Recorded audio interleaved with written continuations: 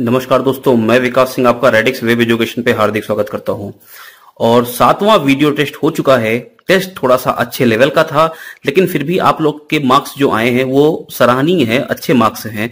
आप उनको गलत नहीं बोल सकते, क्योंकि टेस्ट का लेवल थोड़ा सा बहुत बढ़िया था।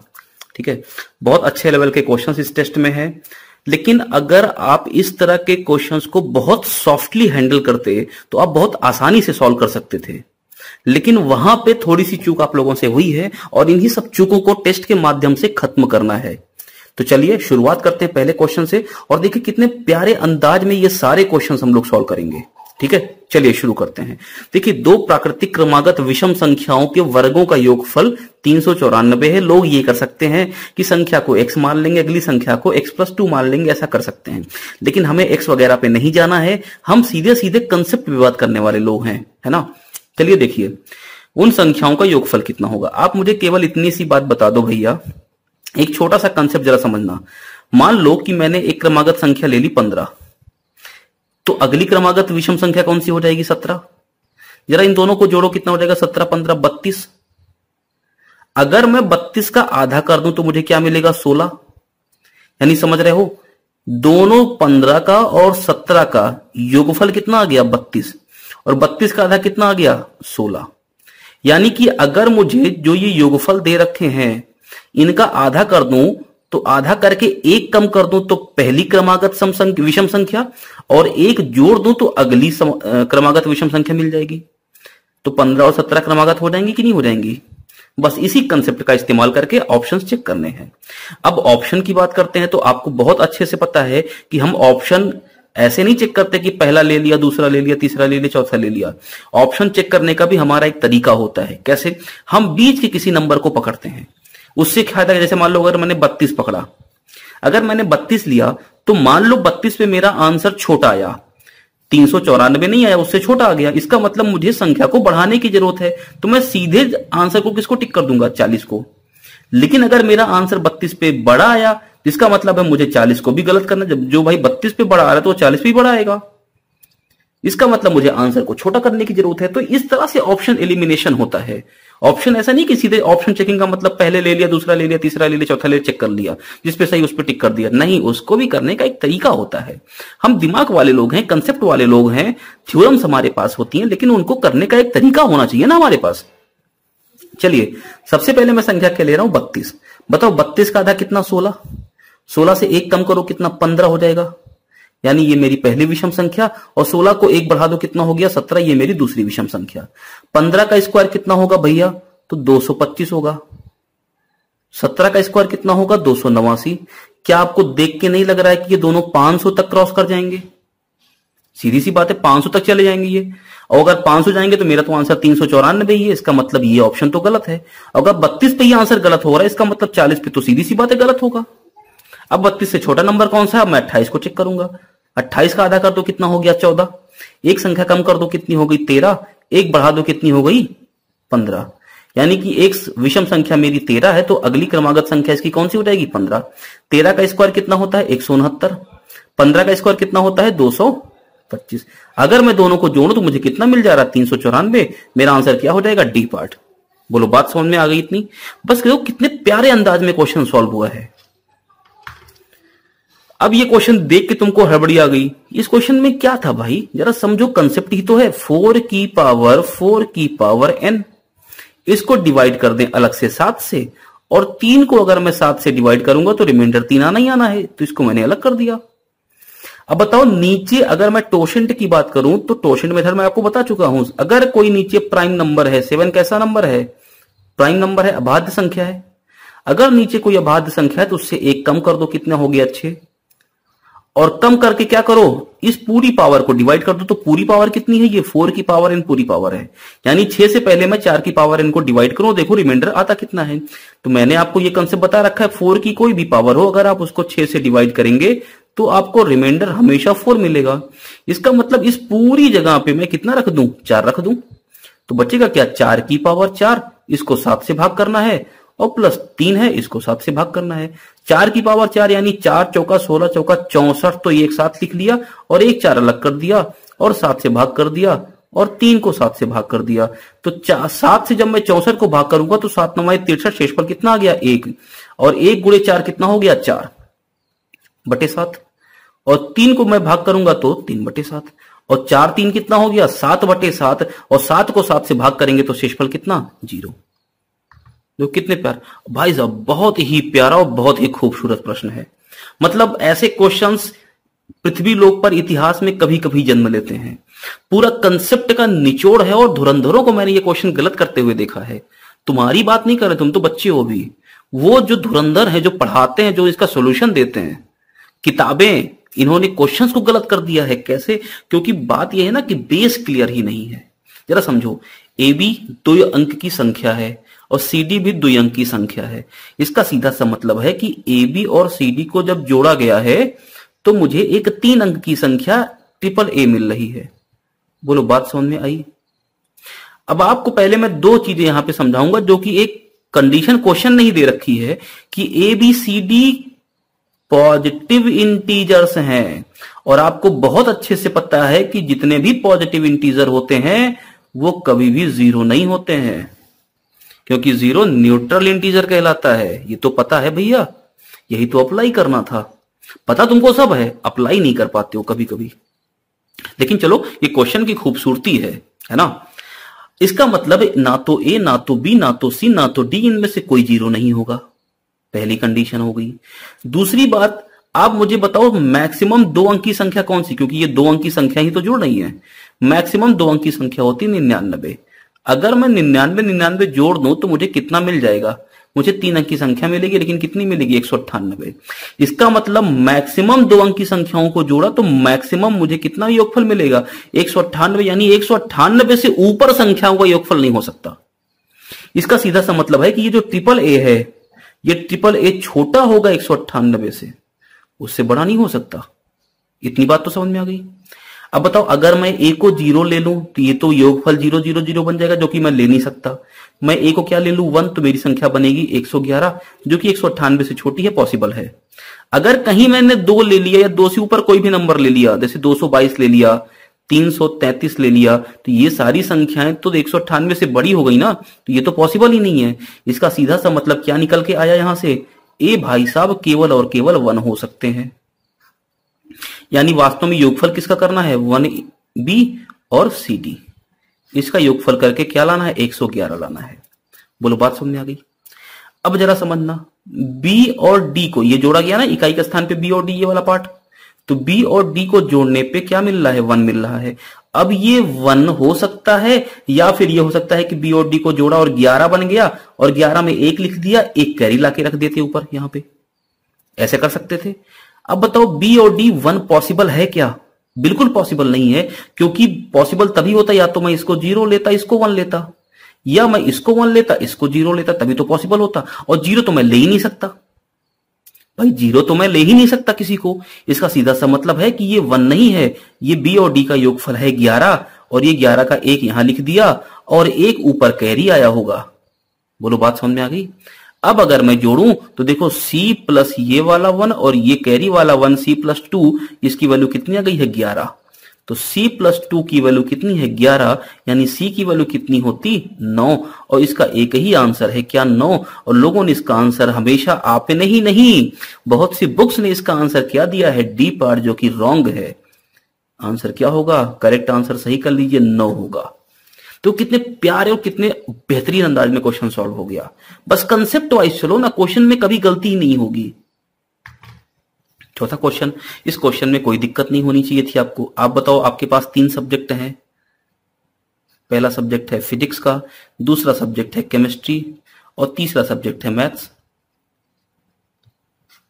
फिजिक्स 100 मार्क्स का है, केमिस्ट्री 100 मार्क्स की है, लेकिन मैथ्स जो है 200 मार्क्स की है।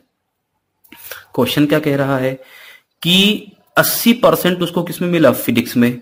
तो 100 का 80%, यानी उसने फिजिक्स में कितने मार्क्स ले लिए? 80 मार्क्स। केमिस्ट्री में मिला 66%, यानी 100 का 66% कितना होगा? 66 मार्क्स। पूछा इसमें कितना ले लें? कि टोटल जो मार्क्स इसके बने वो कितने बन जाएं, 80% बन जाएं। तो भाई पहले ये बताओ टोटल मार्क्स हैं कितने के, तो 100 200 और 200 कितना हो गया, 400, यानी टोटल 400 नंबर का पेपर है। उसको कितना चाहिए, 80%। तो 400 का 80% मतलब कितना हो गया, उसको चाहिए 320। अभी तक कितना मिला है, 80 और 66 जोड़ दो, अभी तक उसको मिला है 146।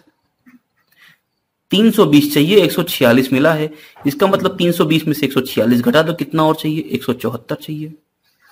अरे समझे बात, कितने में से, 200 में से। तो 174 200 का कितना परसेंट है, 87%। कितना खूबसूरत अंदाज में क्वेश्चन सॉल्व हुआ। अगला देखो, अब इस क्वेश्चन में क्या दिक्कत थी भैया, 48 की पावर 49 की पावर 50, इसको किससे डिवाइड करना है, 7 से। सबसे पहले तो इस 7 से इस 48 को ही भाग करके शेषफल लिख लो, तो शेषफल -1 आ गया। पावर कितनी है, 49, और इसकी पावर कितनी है, 50। अच्छा बताओ 49 कैसी संख्या है, विषम। इसकी कोई भी पावर अगर मैं लिख दूं, चाहे 50 लिखूं चाहे 51 लिखूं, भाई 3 को चाहे 2 बार मल्टीप्लाई करो तो 9 आएगा, और 3 को चाहे 3 बार मल्टीप्लाई करो तो 27 आएगा। यानी केस दोनों में संख्या कैसी आएगी, विषम आएगी। इसका मतलब ये हमेशा कैसा होगा, ऑड होगा, विषम होगा। तो बताओ -1 की पावर कोई विषम संख्या है, ऑड नंबर है, इसको भाग करना है 7 से, तो रिमाइंडर -1 आएगा। रिमाइंडर -1 हो नहीं सकता क्योंकि रिमाइंडर तो पॉजिटिव होता है। तो जब 7 से भाग करने पे रिमाइंडर -1 आ रहा है, तो 7 में से 1 घटा दो, रिमाइंडर कितना देगा, 6। अब ये क्वेश्चन देखो क्या बात है, बहुत बढ़िया क्वेश्चन है। 50% आम है, 10% अंगूर, 25% केला, तो 50 10 60 25 85, तो सेब कितना हो गया भाई साहब, बाकी सब यानी सेब कितना हो गया, 15%। बोलो समझ में आ गई। चलो खराब कौन कौन है, 50% आम थे, उसका 4% खराब हो गया, तो 50 का 4% निकाल सकते हो, 2। बोलो बात समझ में आ रही है, 2 आम खराब हो गए। 10 अंगूर थे, 10 का अंगूर का 1% खराब हो गया, तो 10 का 1% कितना होगा, 0.1 होगा। 25 केले थे, 3 केले खराब हो गए, तो 25 3 75, 100 से भाग कर दो, 0.75 केले खराब हो गए। 15 सेब है, उसका 2% खराब हो जाता है, तो 15 का 2% कितना होगा, 0.3। अरे लिख सकते हो ना, 15 गुणे 2/100, 30/100, 30 को 100 से भाग कर दो, यानी 2 अंक दशमलव लगा दो। तो देखो ये कितना हो गया, ये कितना हो गया, इसको अगर जोड़ो तो देखो ये 0.1 है, 0.75 है, 0.3 है, तो ये हो गया 5 7 3 10 और 1 11, यानी 1.15 और 2 ये, तो 2 और 1 कितना हो गया, 3.15% फल खराब हो गए। 100% थे, 3.15 खराब हो गए, तो बचे कितने, 100 में से पहले 3 घटाओ, कितना आ गया, 97 और 0.15 और घटा दो, कितना देगा, 96.85। ओरल क्वेश्चन था ये। हाँ ये क्वेश्चन आपको दिक्कत दे सकता है, ये क्वेश्चन थोड़ा सा लेंदी हो सकता है। इस क्वेश्चन को जरा सॉल्व करने का तरीका देखो। प्रदीप अपनी आय का, मान लेते हैं प्रदीप की आय कितनी है, x है, तो अपनी आय का 1/10 भाग राशन लाता है, तो 1/10 राशन में चला गया, तो 9/10 बचा लिया उसने, क्योंकि शेष का, ये तो शेष हो गया 9/10, शेष का 1/20 पत्नी को देता है, तो पत्नी को कितना मिला, इस पूरे का इतना भाग ही तो पत्नी को मिल गया, यानी ये बीबी को दे दिया उसने उठा के।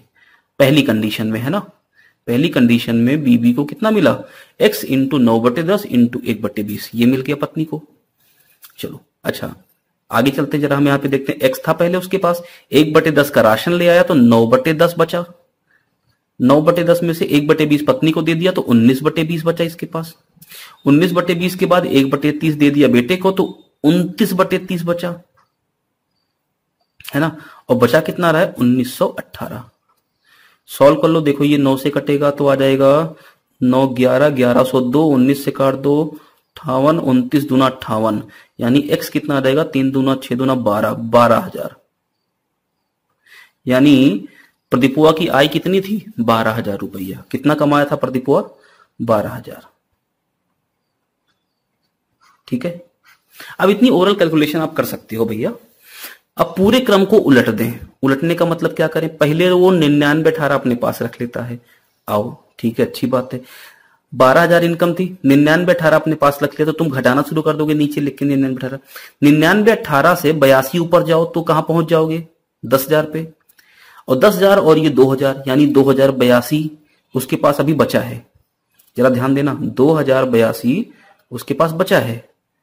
अब उसने क्या किया, 1/3 1/30 भाग अपने बेटे को दे दिया, तो बचा कितना, 29/30 बचा। अब क्या किया, शेष का 1/20 पत्नी को दे दिया, यानी 1/20 ये किसको दे दिया, पत्नी को। तो पत्नी को अब कितना मिला, इतना ही तो मिला। ये किसको मिला, पत्नी को। तो पत्नी को पहली कंडीशन में कितना मिला, ये मिला। अब कितना मिला, ये मिला। एक्स की वैल्यू कितनी है, 12,000 उठा के यहां रख दो।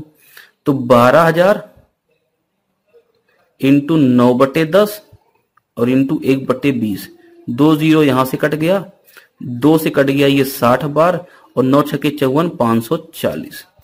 और डिफरेंस लेना है, ये पहली स्थिति में 540 मिला, मतलब ये तो गलत है। और दूसरी स्थिति में कितना मिला है, देखो 2,082 इंटू 29/30 और इंटू 1/20।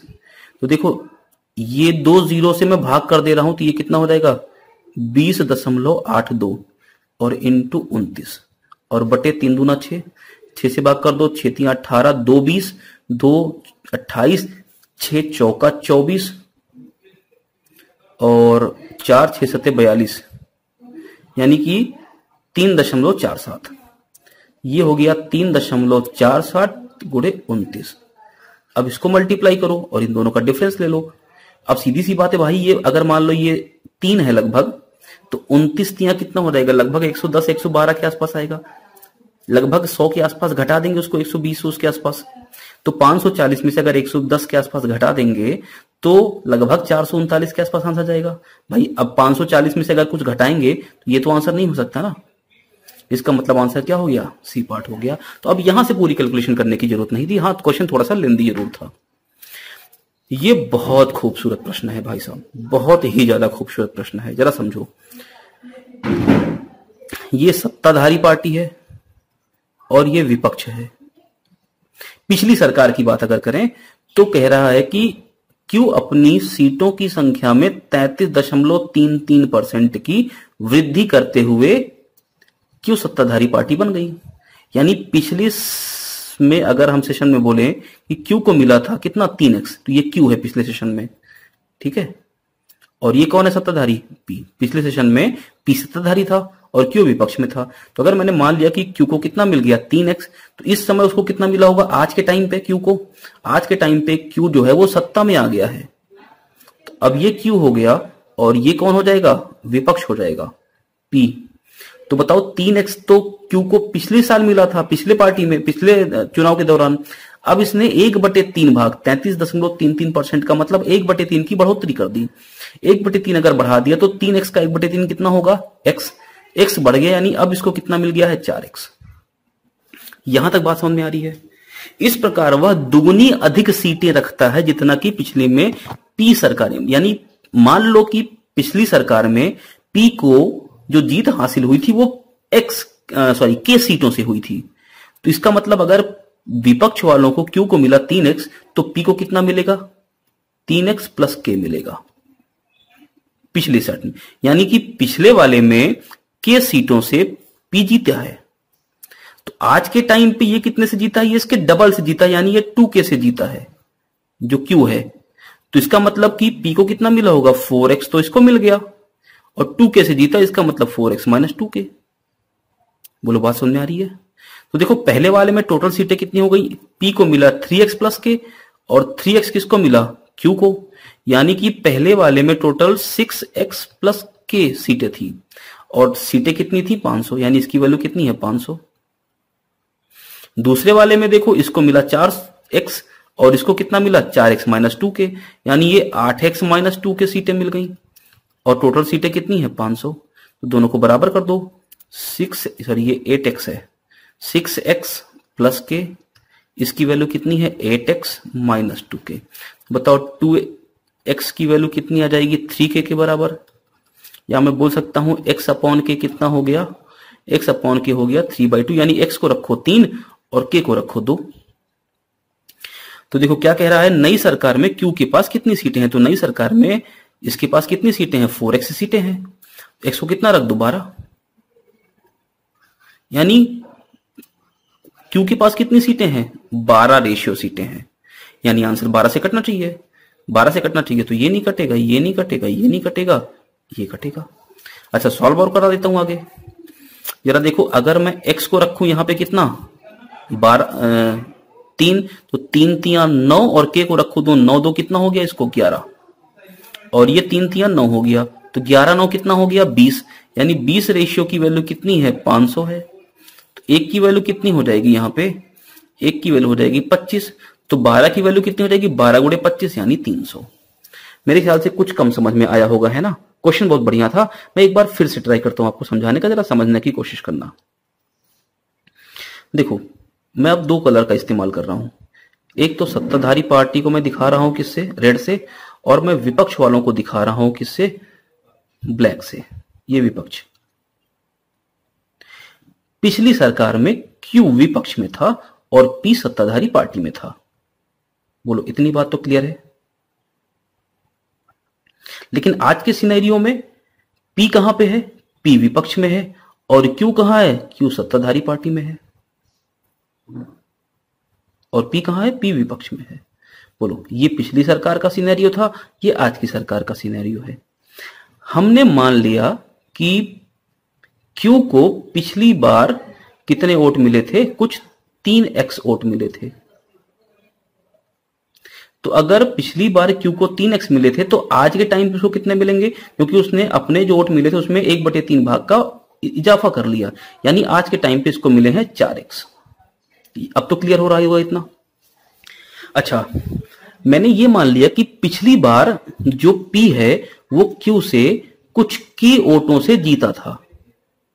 बात समझ में आ रही है, जो P है वो Q से की वोटों से पिछली बार जीता था। तो इस बार जो Q है वो डबल वोटों से जीता है, देखो ना 2 गुना अधिक जीता है, यानी ये 2K से जीता होगा। तो इसका मतलब अगर Q को पिछली बार 3x वोट मिले हैं तो P को कितने मिले होंगे, K ज्यादा मिले होंगे, यानी 3x प्लस K मिले होंगे। और इस बार Q को 4x ज्यादा मिले हैं तो इस बार P को कितने मिले होंगे, 2K कम मिले होंगे, यानी 4x माइनस 2K। यहां तक बात समझ में आ गई। अब आप खुद जानते हो टोटल सीटें कितनी हैं, 500। तो मैं बोल सकता हूं कि पहली बार P को मिला 3x प्लस K और Q को मिला 3x, तो दोनों का योगफल कितना, 500, यानी 3x प्लस 3x कितना हो गया, 6x, और प्लस K, इसकी वैल्यू कितनी है, 500। दूसरी बार देखो, इसको मिला 4x और इसको मिला 4x माइनस 2, यानी कितना मिल गया, 8x minus K, 8x minus 2K, इसकी वैल्यू कितनी है, 500। दोनों को बराबर कर दो, तो यहां से मेरे पास एक रिलेशन आ गया ना x अपॉन k का, वो कितना आ गया, 3/2, यानी x मिल गया मुझे 3 और k कितना मिल गया, 2। तो मैंने रख दिया। अब क्या क्वेश्चन ने पूछा है कि नई सरकार में क्यू के पास कितनी सीटें हैं, तो क्यू के पास नई सरकार में 4x सीटें हैं, तो 4x इसका मतलब 4 तिया 12 इस रेशियो, यानी 12 रेशियो से जीता, 12 रेशियो सीटें इसके पास। तो भाई 12 रेशियो ये नहीं है, 12 रेशियो ये नहीं है, 12 रेशियो ये नहीं है, केवल यही 12 से कटने वाला नंबर है। तो आंसर तक तो हम पहुंच गए यहां से, लेकिन अब मैं आपको सॉल्व करके दिखाता हूं। आप मुझे बताओ, अगर मैं पहले वाले से यहां पे x की वैल्यू रख दूं 3, तो ये पहले वाले से देखो क्या निकल गएगा, 3 × 18, और k की वैल्यू रख दूं 2, तो 18 तो कितना हो गया, 20, यानी 20 रेशियो की वैल्यू कितनी है, 500। ये देखो ना 500 है, तो 1 की वैल्यू कितनी होगी, 25, तो 12 की वैल्यू कितनी हो जाएगी, 300। डायरेक्ट आंसर निकाल सकते हो। बस थोड़ा सा समझदारी का फेर था यहां पे, लेकिन क्वेश्चन बहुत प्यारा था। अब इसमें कोई दिक्कत नहीं होनी चाहिए आपको, जरा समझो, बहुत इजी क्वेश्चन है ये, बहुत ज्यादा इजी क्वेश्चन है। बताओ 16 को मैं क्या लिख सकता हूं, 2 की पावर 4, और पूरे की पावर कितनी है, 5, और प्लस 2 की पावर कितना है, 15, तो ये 2 की पावर कितना हो गया, 20, और प्लस 2 की पावर कितना है, 15। अगर मैं 2 की पावर 15 कॉमन ले लूं तो अंदर बचेगा 2 की पावर 5 और प्लस 1। 2 की पावर 5 होता है कितना, 32, और प्लस 1 यानी कि 33। तो बताओ ये मल्टीप्लाई में ये पूरा 33 है, इसका मतलब किससे डिविजिबल होगा, 33 से। हाँ ये क्वेश्चन बहुत सुंदर है। 120 और 130 के बीच में 2 का कौन सा मल्टीपल है, तो देखो 2 दूना 4 दूना 8 दूना 16 दूना 32 दूना 64 दूना 128 है ना। इसका मतलब 2 की पावर 7 होता है 128, और पूरे की पावर मैं कर दे रहा हूं 20, क्योंकि पावर कितनी है 140 है, और माइनस का 1। 2 की पावर 7 कितना होता है 128 की पावर 20, और माइनस मैं इसको लिख सकता हूं 1 की पावर 20। तो बताओ इसके दो मल्टीपल होंगे, 128 माइनस 1 यानी 127 होगा, और 128 प्लस 1 यानी कि 129 होगा। तो यही दोनों तो मल्टीपल हुए इनके बीच में, जिनसे ये संख्या पूरी डिवाइड होगी। इसका मतलब इन दोनों को जोड़ दो, 9 7 16, इकाई के स्थान पे 6 आना चाहिए, ये ऑप्शन है। मेरे ख्याल से बात समझ में आ गई आपको। तो चलो, ये हमारा पूरा टेस्ट था। अब आपको यहाँ पे कोई दिक्कत का सामना नहीं करना पड़ेगा, और बहुत ही प्यारे क्वेश्चंस थे। इनको आप एक बार फिर से जरूर लगाइएगा, अपने अंदाज में लगाइएगा, और कहीं फंसिए तो क्वेश्चंस को फिर से देखिए। तो आज के लिए मैं इतना रखता हूँ, और फिर अभी हम लोग अलजेब्रा का भी डिस्कशन करने वाले हैं। धन्यवाद।